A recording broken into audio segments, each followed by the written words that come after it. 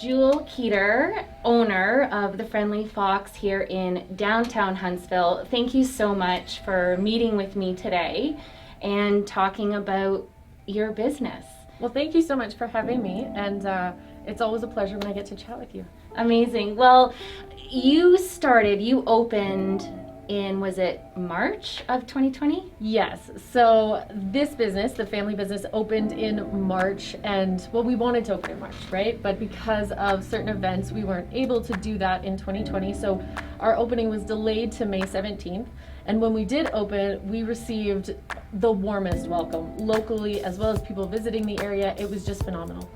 Amazing. And tell me a little bit about the name, the Friendly Fox. How did that come to be? So we were talking about a lot of different names, and the reason that the store has such a family connection is because the metalwork that we showcase here is actually a business started by my grandfather. So we were looking for names for this store that we had the idea for. And one night we were driving back from the city when we were picking up supplies to begin the process, and a fox ran across the highway 11 in front of us, and we thought, that has to be a sign. So that's sort of how the name was born. Amazing. I love it. And who is your clientele? Who is your customer? Who's your guest? So a lot of times people think from the exterior of the store that we cater strictly to women. But once you come inside and you see some of the more unique pieces that we have, like the metalwork, we also carry a local beard care company. You find that we actually have something for everyone. We try and showcase unique items that are either local or Canadian made as much as possible, and introduce people to something that they maybe haven't been exposed to before.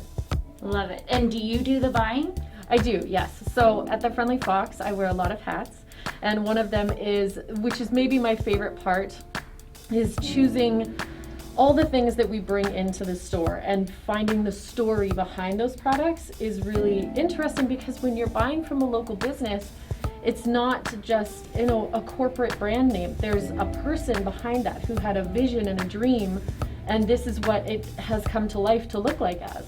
Amazing. And do you, what would your sort of sense, I mean, I know a lot of us are trying to shop locally, supporting small business. How can we as a community do more of that, and how as businesses, how can we work more together? So that's such a great question, because it is very easy to shop big box stores and to shop online retailers, because they have so much of a budget to put into marketing and to reaching out to people.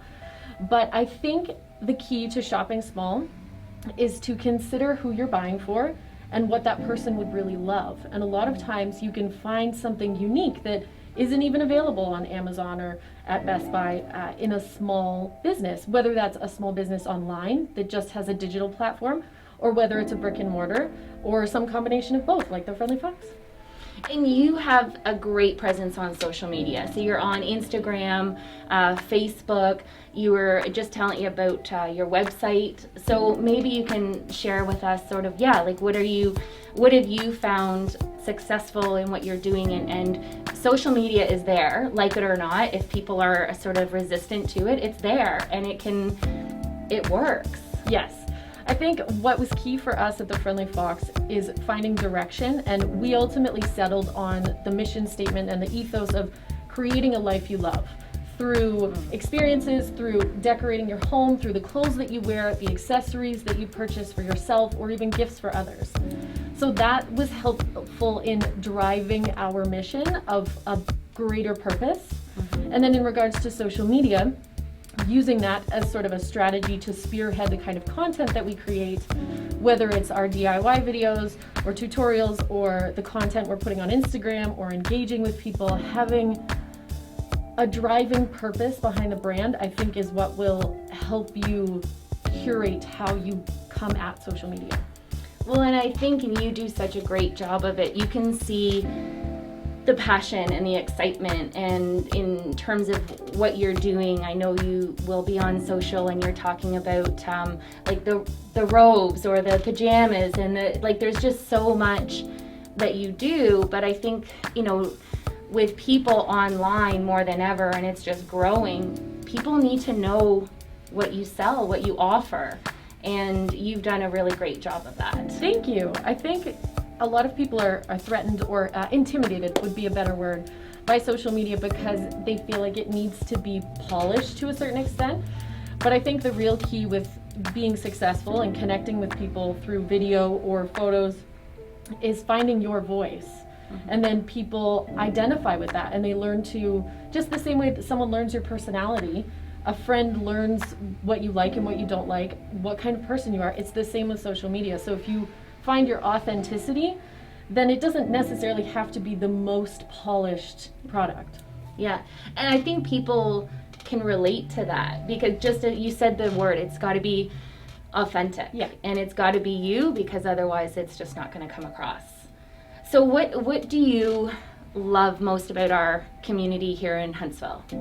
I think what I love most is when customers will come in and they haven't necessarily been in before for whatever reason, especially local customers, and they find a little bit of inspiration through the store. And that doesn't even necessarily have to involve a purchase.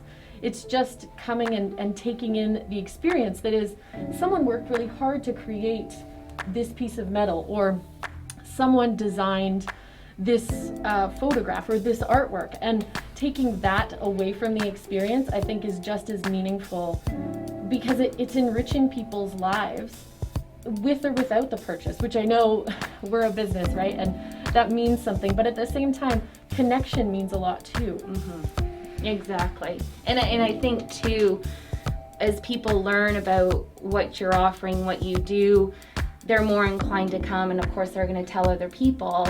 But I think, sometimes I think we can think, how am I going to make a difference, right? Like, how am I, buying a candle going to make a difference, right? But if I buy a candle and 9 other people behind me buy something, like it all compounds, right? So it is stopping and pausing and thinking, okay, before you make that purchase online, how can I support my community and get out and see each other, right? Yes.